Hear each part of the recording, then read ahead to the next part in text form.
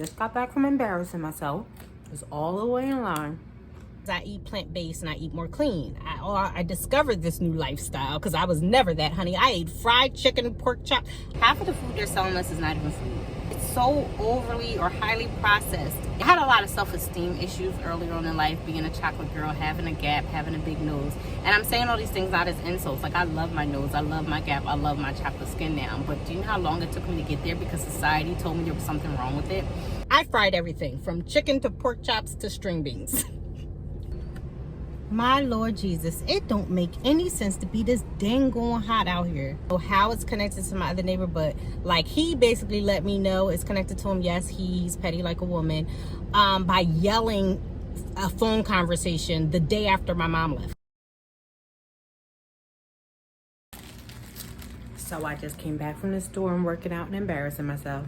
So had a nice little workout. Like, let me just stop by the store. The workout must have sucked my brain cells out. As soon as I got to the register, I'm sorry, I'm eating my snack, y'all. I'm taking this on the road, but I'm trying to multitask. So, let me know if this ever happened to you. Have you ever been like on the computer doing something? You took out your wallet and or your card? I've done both. This time, it was the wallet. Well, it was my card. I took out my card and was typing something.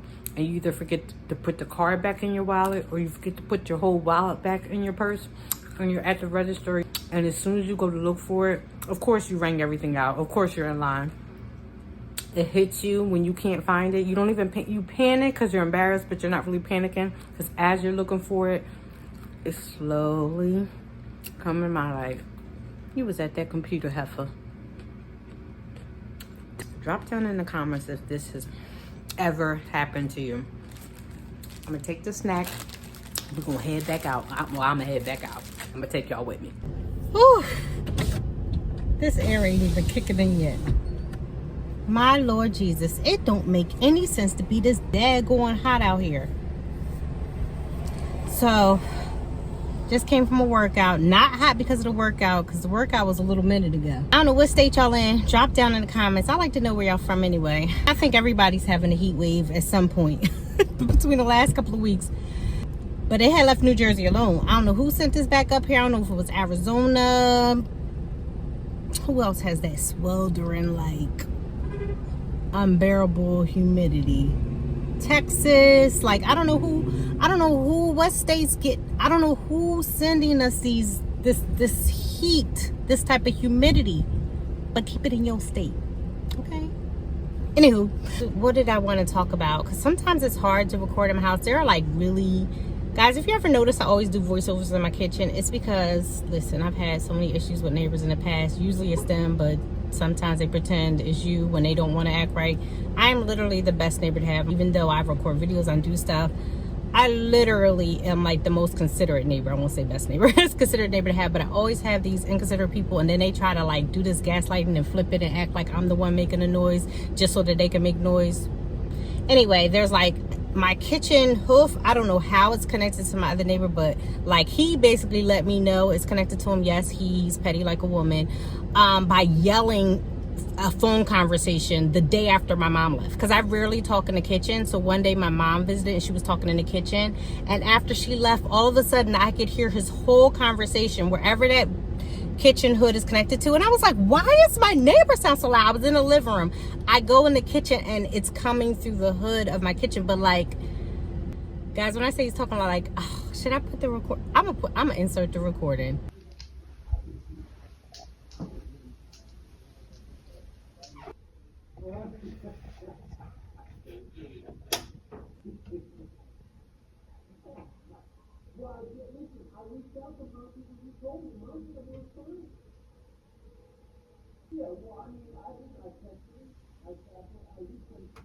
Now, I know what you're probably thinking. Oh, that's a coincidence, because I wanted to think that too, especially after coming from a horrible situation. I just wanted to get along and for everything to be cool with anybody who lived near me. In fact, I just wanted to ignore people and not even like be bothered.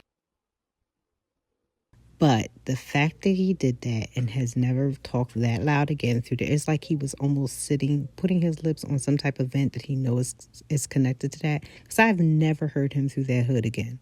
And there's been a lot of other little incidents, like when I first moved in here, opening and shutting his door back to back like a maniac. He's playing music. I'm gonna just put my TV on a roll up. Oh my God, there he goes. And I thought he was going somewhere, and actually found out with my camera he was not going anywhere. So much crazy stuff that I just have to ignore, because listen, my peace is more valuable to me than going back and forth and or thinking about another neighbor. So I'm just like, whatever. I saved it because literally I don't play when it comes to neighbors anymore. Y'all see my door cams and everything. Oh, speaking of door cams, I had to do a TikTok because I was like, why am I always on struggle mode coming up my door cam? Like whenever I check my door cam, sometimes I check the videos real quick so I can erase them, because usually it's like a activity less day or whatever. Don't even talk about why I have door cameras. I mean, you guys know, from the narcissistic relationship to the neighbor to everything, why I have door cams, why I keep recordings, why I do stuff. It's unfortunately my way of life. I'm trying to make sure that I'm actually healing from all of these traumas so that I don't make it my way of life and I have anxiety around it like I used to. So I really don't have a lot of anxiety around it now. It's just more or less paper trails and protection, and to like see ahead of, in advance of anything coming my direction, meaning in my house near my door. And so yeah, oh, that's my life. But anyway, guys, I just wanted to insert this funny clip of me. You can probably check my shorts out. I don't know if I dropped it yet, but listen, I am always carrying mad stuff up the steps. Anywho, what else I want to talk about? Oh, fibroids. The fibroids are back. Okay, they never left. The fibroids are back.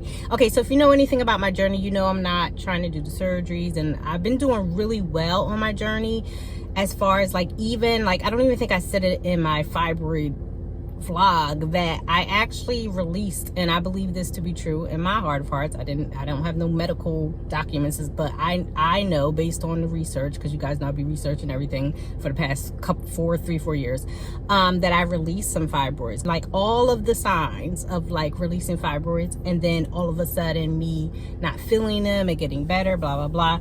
But I feel them returning. I had a little bit of pain and issues, and I felt them, and I was like, oh, but I know what happened. Because listen, this is all experimental in a sense, just like some of those surgeries and everything else they be telling us. But I know that I changed up my diet, and or I have not been as strict. So you guys know I'm vegan, but vegan is not even as important, because you can be vegan and eat toxic, unhealthy foods. You could be vegan and eat chocolate and French fries all day, okay? Yeah, I was eating pork, everything, all the meats, almost my entire life, up until what, 4 years ago. I feel like it's almost going on 5 years I've been a vegan. I feel like I've been saying 4 years for like a whole year. A whole year extra. But yeah, I was like eating, and not even just fried foods and that it was meat. I was just eating whatever I wanted, because as I told you before, my muscle memory, me being an athlete for a long time, and just living off the fact that I kind of was fooling people and myself that I just was healthy. And so once I couldn't fool people no more, and I started having fibroid issues, and even before that I had some other issues, I started trying to I started finding like holistic teachings. That was so funny, because I still wanted to eat the way I wanted, but I was like trying to find out like how to heal myself through herbs. So everything I was following was like, eat clean. I'm gonna just summarize it for you, that way I don't have to take long, because honey, you know I can go down the street, around the corner, through the woods, okay, over the meadows, all that. But basically eat healthy. And I was like, huh? So I kept ignoring it, and I was like, okay, I'm gonna dilute the oregano, and I'm gonna put coconut oil. I'm like following all these herbalists, and then just put any junk in my body. That's not what I said, but that's what I did. And so yeah, I realized no, I had to eat clean. So that was like, in summary, I'll probably do a separate video too, of like my journey into like understanding not just exercising. The exercising wasn't the issue. The sleep thing, oh my God, especially once I became an entrepreneur and decided I was going to just do all my work till 3-4 in the morning, instead of just getting some rest and starting fresh, and maybe waking up at 3-4 in the morning. Well, 5, 6, 7 in the morning. Yeah, I was one of them. If you one of them entrepreneurs, and I still struggle with it, so don't be like thinking I'm judging you or telling you to call you out, because I'm like so perfect at it. Even though I don't eat dairy and I don't eat meat, meaning like I'm still a vegan, like I'm not even perfect at my diet, meaning there's certain things that I know set off my fibroids, can cause inflation or whatever if I do too much of it. And sometimes, guys, it's not about taking stuff completely out. Sometimes it is. Like, I took sugar and different things completely out of my diet when I first started eating more plant-based, because I didn't have pressure on me. Like, I was just trying to get healthier and eat more plant-based, and I was just messing around with stuff. I remember I took dairy out. My lifelong allergies left after a year, and I was like, I'm never putting dairy back. I took sugar out because I used to pour, no, let me put this close, because y'all probably think pour sugar into my coffee. First of all, I'm a coffee addict. I still am. I'm recovering. Too much. So I had to take that out because it was an addiction. I knew, just like I had to wean myself off of well, I didn't never wean off, I ain't gonna lie. I weaned down a few times because it was getting ridiculous, the intake of coffee. Even now, I'm only allowed to drink in the morning, and every day, now and then I don't, because I'm out and I smell coffee or somebody does something or something happens in my house and stress. And I realized that, like, when I stress, a lot of people go to food. I went to coffee. God, now the phone is shaking. But guys, my phone just overheated because that's how hot it is. Like, it's so hot, I'm getting bags under my eyes. I didn't even wake up with this many bags under my eyes. So anyway, yeah, that's another thing. So I wasn't getting my sleep again. I had picked up my old bad habits, patterns. I went back to my old, I picked up some old habits and went back to my past patterns. I went back to my old habits and patterns. Child, the struggle conversation in the heat is real. And so that too. So, like, here's the thing about fibroids and anything, any type of immune deficiency, anything, any type of disease you're suffering from. Like, you know, like if you guys see me in the mornings drinking like the water and the lime, or sometimes like a tablespoon of apple cider vinegar, or if I take a shot in the morning of like an inflation shot, gin shot, whatever. Like, a lot of times I do this stuff in the morning to get the mucus out. And I literally, not even 2 minutes later, when I first wake up, after I drink any one of those things that I drink, mucus comes up, like, immediately. And so you get that mucus out in the morning. But diseases live in mucus, so that's one thing. So I try to be aware of, like, oh my God, like, do I have a lot of mucus coming out of my system? And so one thing that I want to just say, because I just be rambling up. And I know I did talk to some ladies in here who have fibroid issues, and or you had the surgery and maybe you're doing better. I don't know. I am going to start showing the fibroid exercises. They're kind of like yoga-like, but I don't do yoga, but yoga-like exercises, because those are things you can do even when you're in pain. So maybe I'll try to do some ones that are like for when you're in pain, and then ones when you're feeling better. Because if you don't combine exercise with healthier eating, I'm not telling you how to eat. I eat clean, as well as I eat a plant-based diet. I'm vegan, if you want to just label it that, because I don't do dairy, I don't do meat. That's the simplest way sometimes for people to look at it. I know the dairy sets off my fibroids, as well as the coffee. And that's another thing. Like, I can't consume a lot of coffee, a lot of wheat. And I've researched some of this stuff. It's not just me like looking at my diet and picking stuff out. It's me researching, then looking at my diet and picking stuff out, researching stuff that affects fibroids, things that are good for fibroids, things that are not so good. And again, it's different for everybody. Everybody's body is different. Always listen to your doctor. Did I say that at the beginning of this? Maybe I should make sure I insert that first. Always listen to your doctor. But I'm always trying to do one or the other, because listen, discipline is a mother. Okay, discipline is something else. All right. So to try to do a lot of things consistently at the same time is hard. Even to try to do too much. Like, I know somebody was like, I could never be vegan. How do you do it? And I was like, no, I didn't start off, first of all, labeling myself. Labels do help me and help others when I'm eating, when I'm out. But I started off just saying I wanted to eat better. I didn't start pulling stuff out right away. I started saying I wanted to eat more vegetables and fruits. Because even though I ate vegetables and fruits, I wasn't eating enough of it. I wasn't eating healthy. I didn't say I'm taking meat out, I'm doing this, I'm doing that. I slowly started to do stuff like take meat out, wiring myself down on coffee, like starting to play around with things, right? So it didn't feel like, just like with our budgeting, I told you, don't look at budgeting as so restrictive, like I can't. Look at it as like a spending plan for your money. And who doesn't need a plan for the money? You have bills coming in, you have income coming in, you have bills going out. Like that, like what word, like you should have a plan, a written plan, preferably, not even preferably.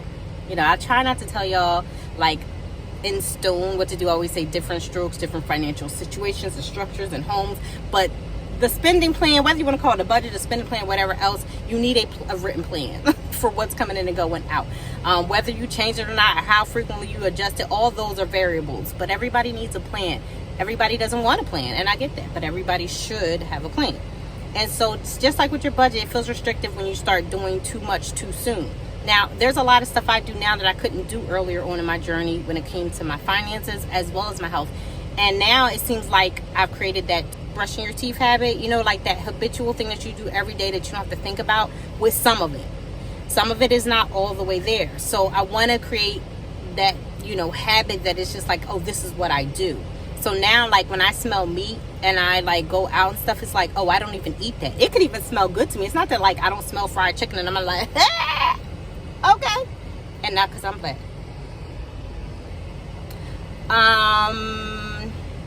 But you know what I'm saying? Like, it's just, it's different.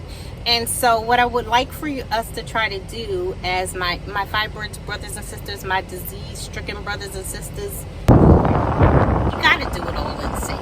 Even if you don't do it, like I always say, like, to me, like, even with me saving money, if I was supposed to save $50 this week or $200 this month, and I just give up because I didn't have it, you know, I could have saved $5. I could have saved $10. Like, do what you can do. And so, like, for me, I'm like, oh, I didn't get to the gym, or oh, I don't have time to do like a full-blown workout. It's like, if I do a couple of jumping jacks, if I do my morning little yoga exercises for 2 minutes, where I usually do it for 10, or if I like, you know, do some calisthenics and get my heart rate going for 10 minutes, and I normally do it for longer, I go running on the treadmill, or I go running out, not in this heat, outside.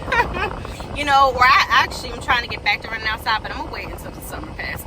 I'm gonna wait till it's like fall, spring. I don't know. I'd rather run in the cold snow because this is ridiculous. This is a different type of summer. So yeah, guys, that's the fibroid talk. Exercise. Oh, sleep.